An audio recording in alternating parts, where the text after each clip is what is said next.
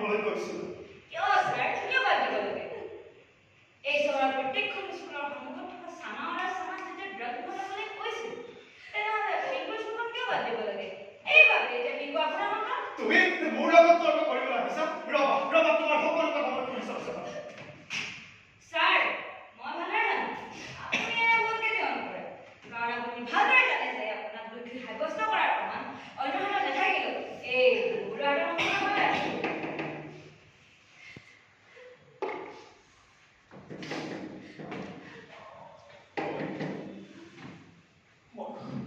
সঁচাই এটা মাৰাত্মক ভুল কৰি পেলালোঁ।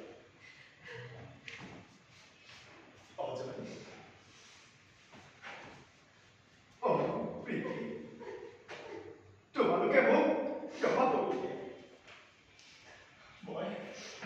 মই সঁচাই এটা ডাঙৰ ভুল কৰি পেলালোঁ।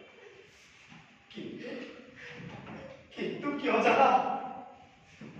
কিয় মই এই পথত ভৰি দিলোঁ? টকাৰ অভাৱৰ কাৰণে চিকিৎসা কৰাব নোৱাৰি মা আৰু দেউতাক দুয়োকে খেলোঁ। মা দেউতা যোৱাৰ পিছত টকাৰ অভাৱৰ কাৰণে এসাঁজ খাই আনসাঁজলৈ চিন্তা কৰিব লগা হৈছিল। আৰু তেতিয়া মই ঠিক কৰিছিলোঁ যে মই টকা ঘটিম, বহুত টকা।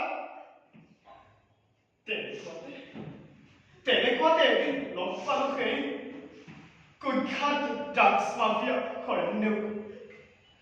মই তেওঁৰ সহায়কাৰী আছিলোঁ বুলি কোনেও জনা নাছিল। শৰণ্যকৰ মৃত্যুৰ পিছত তেওঁৰ কাৰোবাৰ মই হাতত ললোঁ। পুলিচে ভাবি থাকিল শৰণ্যকৰ মৃত্যুৰ লগে লগে এই চহৰত ড্ৰাগছৰ কাৰোবাৰ বন্ধ হৈ গ'ল। আৰু হঠাৎ এদিন লগ পালোঁ এই বুবুলক।